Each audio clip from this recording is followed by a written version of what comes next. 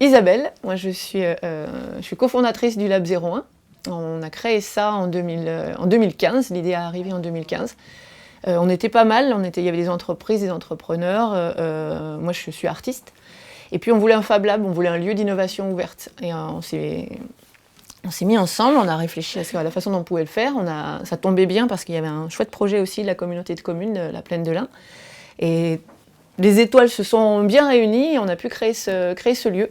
Donc là, on est à côté de la gare, on a 200 mètres carrés où on a les moyens en fait, de donner corps à nos idées, à nos envies.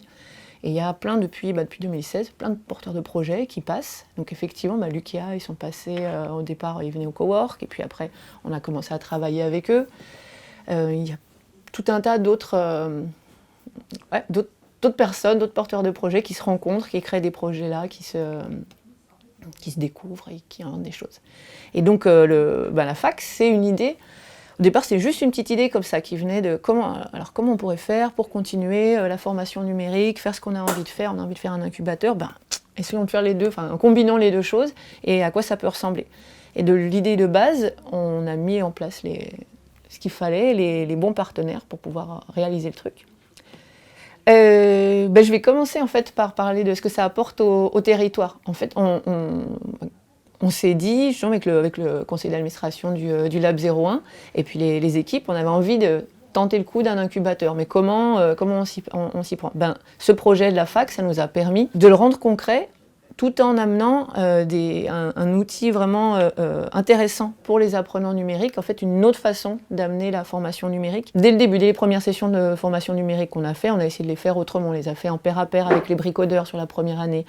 On aime tester des choses, on est vraiment un lieu fait pour ça, c'est pour l'expérimentation et pour se dire, là, ça peut marcher, c'est peut-être pas, mais essayons.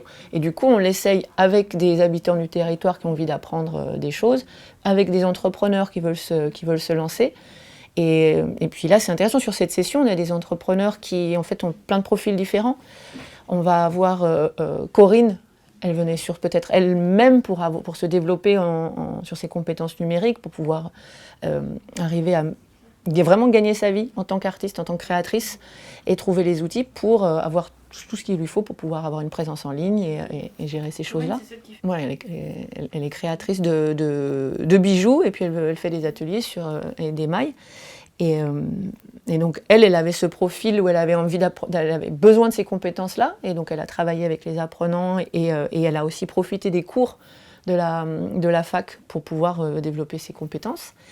Et d'autres comme Nicolas qui a pu vraiment structurer son entreprise et amener.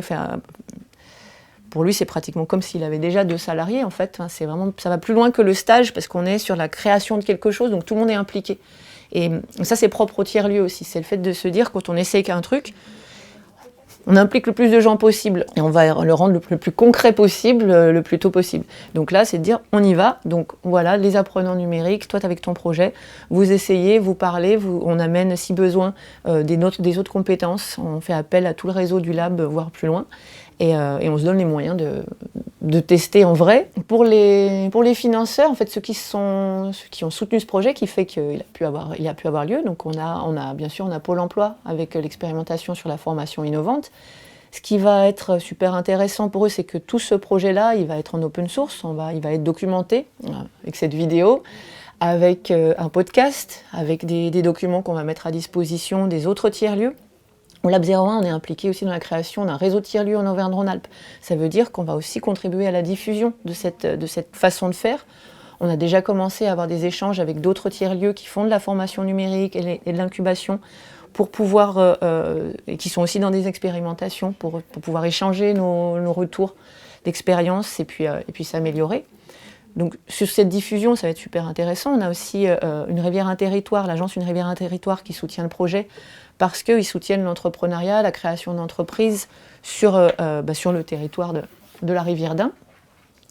Et pour eux, ce que ça veut dire, 4 porteurs de projets, non seulement ces 4 porteurs de projets qui créent leur entreprise, mais qui sont aussi une inspiration pour d'autres porteurs de projets potentiels. Donc pour eux, c'est un outil, en fait, et d'ailleurs ils soutiennent le Lab 01, ils sont membres fondateurs aussi. ça continue à être un outil, même si c'est à petite échelle, un outil d'expérimentation, de mise en œuvre de leur politique, de leur stratégie d'accompagnement à l'innovation sur le territoire.